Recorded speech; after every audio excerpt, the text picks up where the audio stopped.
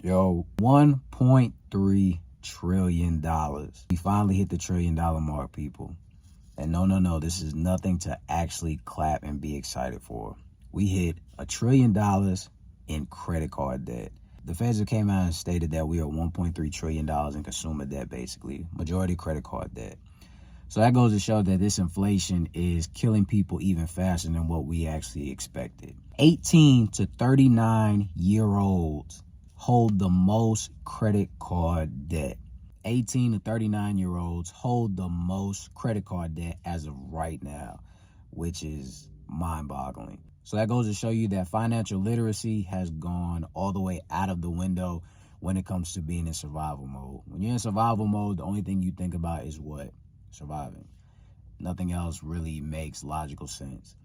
And that's really sad, and I really have a lot of empathy for people like that right now.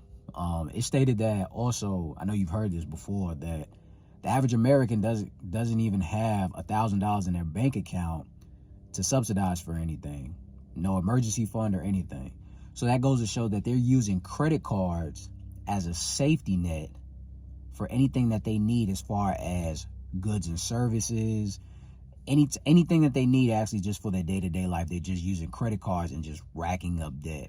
And speaking of goods and services are going up even more because the inflation is making interest rates rise even higher, guys.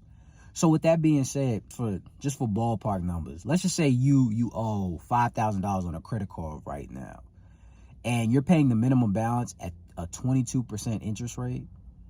Guys, that means it would take you over 30 years to pay that off. And in the meantime, if I'm doing my math, ballpark numbers, you would do over $20,000 in interest just to pay a $5,000 credit card balance off. So using a credit card as an emergency fund was never the brightest idea. And it's something that we really have to eliminate. Because if you continue to do this, you're going to continuously put yourself in a hole that you're never going to get yourself out of. So with that being said, we have to jump back on the wagon and get your financial house in order. I'm going to continuously say that. So number one, the first thing that I would do, I will call the original creditors, call those credit card companies. 9 times out of 10, if you tell them that you're going through a financial hardship, they will literally try to work with you. If you ask them to lower your APR rate on your credit card, there's a 75% chance that they actually will oblige. I did something about that, about lowering APR rates on a credit card on one of my previous videos. It is an actual thing. Now, disclaimer, all banks are not evil and all banks do not work the same. So if anything, they can work with you and let you know, hey, we can definitely lower your APR rate. Or they might tell you, hey, we can't lower your APR rate, but we do have this program available. We have this program available. They will work with you. If you communicate with them, they'll communicate with you, because at the end of the day, they don't want you to default. At least if you're paying the minimum balance, they're fine. But if you default, that's where they're going to have a problem. So with that being said, number one, call up your credit card companies. Call up that original creditor of where you owe that money and see if you can come to a common ground so you don't default on your credit cards, loans, or etc. Number two, if your credit is still in shape and is still in a good condition, the next thing I need you to do is to make more money. Now, I know that sounds crazy because you're like, I know you're probably thinking like, yo, I still go to work. I still do everything that I need to do. Yeah, but us as Americans, we always think that just because we work our primary job, those 8 hours, people think it's time to relax. It's time to just chill. Like we could just do whatever, kick our feet up. Let's go down to the bar. We can go hang with the fellas, the things of that nature. It's not time for that. It's not time for that. You want to go down there at the bar. You want to kick it. You want to talk about every celebrity. You want to talk about the game going on, everybody's personal business but your own. You down there drinking a beer and you owe $10,000 in credit card debt. Why don't you want to talk about that? Because you know what? There was a study that came out that stated that the average American is embarrassed to talk about their credit card debt. And which you should be, I understand, 100%. Because I've been there before. But at the end of the day, get your priorities in order and get your financial house in check. So what I mean by that, go do Uber Eats. Go do DoorDash. Go do, what's it called? Amazon Flex.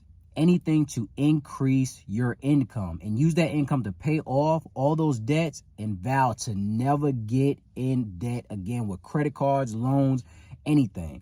And start building up your emergency fund. I promise you, you are going to feel so much better after that. And the third thing, also, I always advocate for debt eliminators on this channel. So with that being said, I'm going to go ahead and plug them in. So number one is Auto. They're literally a company that creates an actual program and shows you from start to finish of how much and what you need to do to eliminate all your debt. They get all your information and they show you, hey, this is what you need to do to eliminate your debt. And this is how much money that you have to put. So ABC, XYZ.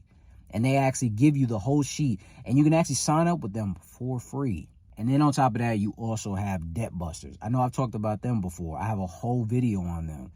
They literally will set you up with a free consultation. They will help you get set up, take all of your loans, whatever bad debt that you have, and combine it into one, and they will show you how much you need to pay. So, for example, if they say, hey, you owe $20,000, we're going to get it to where you only owe $17,000 or whatever the number that they get you to, and at this actual interest rate. And instead of it taking you 22 years to pay this off, because that's the road that you was actually taking, it's actually only going to take you a year and 7 months to pay it off. That's a humongous difference, guys.